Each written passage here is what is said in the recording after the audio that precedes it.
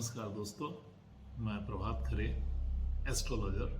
आज अपन बात करेंगे कि ज्योतिषी गणनाओं और हस्तरेखा विश्लेषण का किस तरह से जीवन में सफलता को बढ़ाने के लिए उपयोग किया जाए।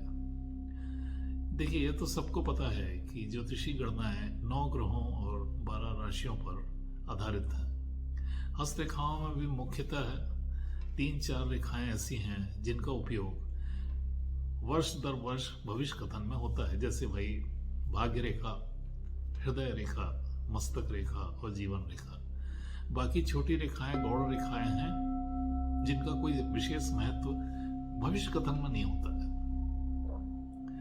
यदि आप महानगर में रहते हैं तो आपने ये महसूस कर लिया होगा कि जो कार्य करने के घंटे अपने को मिलते हैं प्रतिदिन, वो बहुत कम होते हैं। मुश्किल से मुश्किल 6 घंटा ही क्रिएटिव वर्क में जाता है आपका। बाकी टाइम में घर के काम, गप्पे मारना, घूमना, ऑफिस या व्यवसाय में आने जाने में समय व्यतीत होना, इस टाइप का निकल जाता है। इन 6 घंटे में सबसे ज्यादा प्रभावित होते हैं आप आपकी मानसिक अवस्था से। यदि आप अच्छे मूड में हैं तो आप जिनसे मिल रहे हैं उन पर अच्छा इंप्रेशन पड़ेगा, आपके काम होंगे। यदि आप डिप्रेशन में हैं, घरेलू चिंताएं हैं या पारिवारिक अशांति है तो आप वर्क नहीं कर पाएंगे, आपकी निर्णय क्षमता प्रभावित होगी, आपकी दूरदर्शिता कम हो जाएगी। तो इन सब कारणों को मद्देनजर रखते हुए जो सफलता का प्रतिशत है वो निर्धारित किया जा सकता है। तो जो भी बाधाएं आती हैं उनका जो मुख्य कारण है वो है आपकी मानसिक अवस्था। और मानसिक अवस्था प्रभावित होती है चंद्रमा, मुख्यतः चंद्रमा, सूर्य और राहु से। एक उदाहरण आपको देता हूं। जैसे आप किसी व्यक्ति से मिले और यदि आपका मूड अच्छा है और वो व्यक्ति यदि आपके व्यवसाय में हेल्प करने वाला है तो बड़े जल्दी जल्दी आपके निर्णय होंगे, बातें बनेंगी, व्यवसाय पक्का हो जाएगा और उस व्यक्ति से आपको फायदा मिल जाएगा। लेकिन यदि आपको परेशानियां घरेलू चल रही हैं और पारिवारिक अशांति है या धन की चिंताएं हैं, तो आप जब बात करेंगे, जो नेगोशिएट करेंगे, उन पर इन सब छोटी छोटी बातों का बहुत गहरा प्रभाव पड़ता है। कैसे? आप जो बोलेंगे, जो मुंह से आपके शब्द निकलेंगे, उनसे अगला व्यक्ति को ये समझ में आ जाता है कि आप अभी किसी दूसरे विचारों में व्यस्त हैं या आपने उसको लाइक नहीं किया है। बस यहीं से खेल शुरू हो जाता है। इन सब छोटी बातों का प्रभाव दिखता तो नहीं है, लेकिन अगला व्यक्ति निर्णय लेने में दुविधा में आ जाता है। तो करें क्या? ऐसा क्या करें कि जिससे अगले व्यक्ति पर अच्छा असर पड़े, व्यवसाय बढ़े? देखिए, बहुत छोटी सी बात है। आप यदि 30 दिन में आप जैसे 26 दिन काम करते हैं, 4 इतवार के निकल गए, तो जो बाकी 26 दिन है उनमें भी आप अपने घर के लिए काम निकालेंगे वगैरह वगैरह सब। तो काम करने के दिन है वो बहुत कम हो जाते हैं। उनका मैक्सिमम उपयोग आपको यदि करना है तो आप अपने जो भी आपके एस्ट्रोलॉजर हैं उनसे बात करके, उनसे विश्लेषण करवा के ये निकालिए कि कौन सा ग्रह आपको प्रभावित कर रहा है और कौन सा ग्रह आपको ऊंचाइयों पर ले जा सकता है। तो जो ग्रह चंद्रमा को प्रभावित करेंगे आपकी कुंडली में, उनके कारण ही आपका जो डेली रूटीन है वो प्रभावित होगा। एक उदाहरण देता हूं आपको। यदि चंद्रमा मंगल और राहु से प्रभावित हो रहा है, देखिए ये मंगल बहुत फास्ट चलता है, लगभग 1.25 महीने में राशि चेंज कर लेता है। तो इसको ट्रेस करना पंचांग की मदद से बड़ा इजी है। इसके लिए तो कोई ज्योतिषी की भी जरूरत नहीं पड़ेगी आपको। सिर्फ एक पंचांग लीजिए, उसमें देखिए कि मंगल, यदि आपकी कुंडली में चंद्र और राहु एक साथ हैं तो वहां मंगल घूमते घूमते, अभी वर्तमान का जो मंगल है वो घूमते घूमते कब आ रहा है? या तो चंद्र राहु से साथ में घर में, या जहां चंद्र राहु एक साथ बैठे हैं उस जगह पर जब भी मंगल आएगा आपकी मानसिक अवस्था प्रभावित होगी। आप जल्दी घबराहट बेचैनी में जाएंगे, किसी व्यक्ति से बेवजह बहसबाजी में जाएंगे, और जब बहसबाजी होगी तो उसमें हारने का प्रतिशत लगभग 90% होगा। तो ये किस लिए होगा? बात वही आ गई, आपका जब मन प्रभावित हुआ चंद्रमा मंगल राहु के कारण से, तो आपको दूरदर्शिता नहीं रहेगी, निर्णय लेने की क्षमता कमजोर रहेगी, और बेवजह सामने वाले व्यक्ति से बहसबाजी हो जाएगी, या विचारों में अंतर होगा, विचार मेल नहीं खाएंगे, और अल्टीमेटली होगा क्या? आप जिस बिजनेस के लिए नेगोशिएट कर रहे हैं वो फेल हो जाएगा या टल जाएगा लंबे समय के लिए। इसका ठीक उलट है कि चंद्र राहु यदि एक साथ हैं और उसके ऊपर गुरु की दृष्टि पड़ती है। देखिए, गुरु लगभग एक साल में एक राशि बदलता है, तो जब भी चंद्र राहु के ऊपर गुरु आएगा, यानी उसी राशि में या उससे 7वें में रहेगा, शानदार परिणाम मिलेंगे। प्रभावशाली व्यक्तियों से दोस्ती हो जाती है ऐसे केस में, और खासतौर से वे ऐसे व्यक्ति होते हैं जो पावरफुल होते हैं। कारण है राहु, चंद्र राहु गुरु, ये कॉम्बिनेशन बड़ा विवादास्पद है। कई बार अच्छा फल देता है, कई बार बुरा फल देता है। इसको डिसाइड कैसे करेंगे? हस्तरेखाओं से।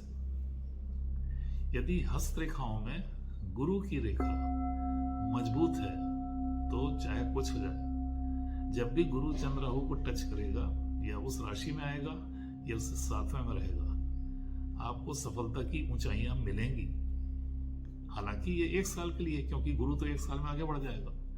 तो इसका विश्लेषण यदि खुद बनेगा तो खुद करिए, और यदि नहीं बनता है तो अपने सबसे फेवरेट एस्ट्रोलॉजर से ये पूछिए कि ऐसी ग्रह स्थितियां उनके जीवन में कब कब आएंगी। मंगल तो 1 महीने में राशि चेंज करता है, तो संभावनाएं हैं 1 साल में 3-4 बार आपको ऐसी परिस्थितियां मिलेंगी जब मंगल चंद्र और राहु को प्रभावित करेगा, जो आपको कार्य क्षेत्र में बाधा डालेंगे, लोगों से बेवजह झगड़े होंगे, या फिर घरेलू अशांति बढ़ जाएगी। और इनसे बचने के लिए कोई कठिन नहीं है, मंगल के यदि उपाय किए जाएंगे। ध्यान रखिए, चंद्र राहु आपके जन्म के समय एक साथ था, उनका उपाय करने में समय ज्यादा लगेगा, और कोई श्योरिटी नहीं है कि जो पंडित ग्रह शांति करे वो विधिवत कर पाए।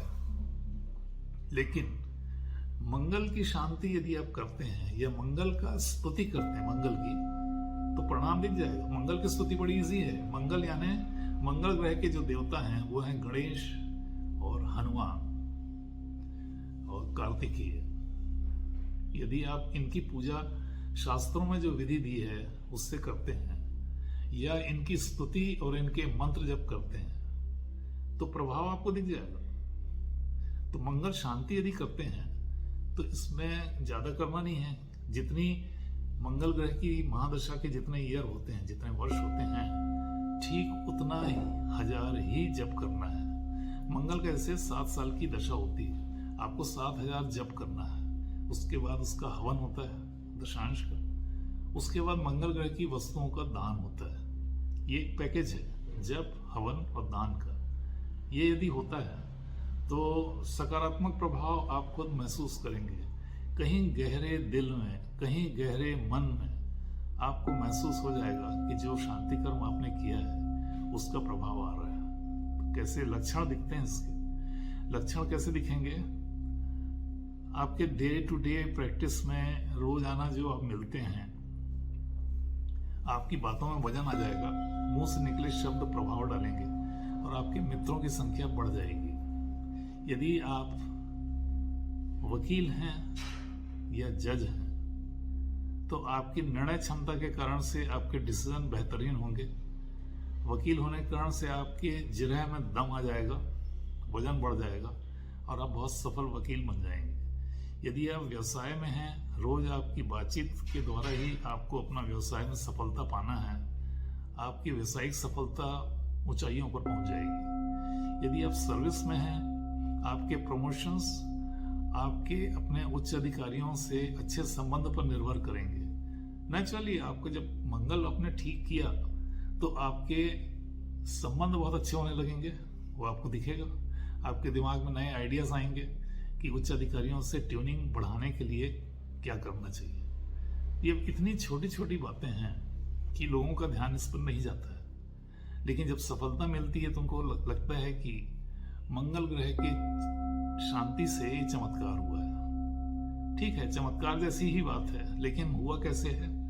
मंगल के खराब असर को आपने न्यूट्रलाइज कर दिया और इसके कारण से आपकी निर्णय क्षमता अच्छी हो गई। तो ये एक ऐसी चीज है, एक ऐसा रहस्य है जिसको आप दिन ब दिन अपनी प्रैक्टिस में ला करके सफलता का प्रतिशत बढ़ा सकते हैं। ये कोई कठिन नहीं है, ये टेस्टेड है, विश्वास करिए। अपन ने ये खुद अपने ऊपर लगा के देखा है, अपन ने अपने क्लाइंट्स को बताया है और जिनने गंभीरता से इसको कर लिया है विधिवत, उनकी लाइफ चेंज हो गई। वो तो इसके इतने साइंस के गुलाम हो गए हैं और हमेशा पूछ के उस विधि को, उस स्तुति को या उस ग्रह शांति को करके अपनी सफलता बढ़ाते जा रहे हैं। आज के लिए अपन इतना ही देखते हैं। कल अपन देखते हैं कि दूसरे अन्य ग्रहों जो बहुत तेज, बहुत धीमे चलते हैं, उनके शांति कर्म के ऐसे उपाय जो आप स्वयं कर सकें। ना कोई मंत्र जप करने की जरूरत पड़ेगी और ना कोई पूजा पाठ की। कुछ मानसिक अभ्यास ऐसे होते हैं, ठीक है, उनमें थोड़ा सा टाइम ज्यादा लगता है, लेकिन परिणाम चमत्कारिक होते हैं। आगे आने वाले टाइम में अपन एक के बाद एक सब ग्रहों को लेंगे और उनके उपाय देखेंगे। ऐसे उपाय जो अभी तक केवल जो लोग कर रहे हैं उन्हीं को पता है और किताबों में नहीं मिलते हैं। नमस्कार।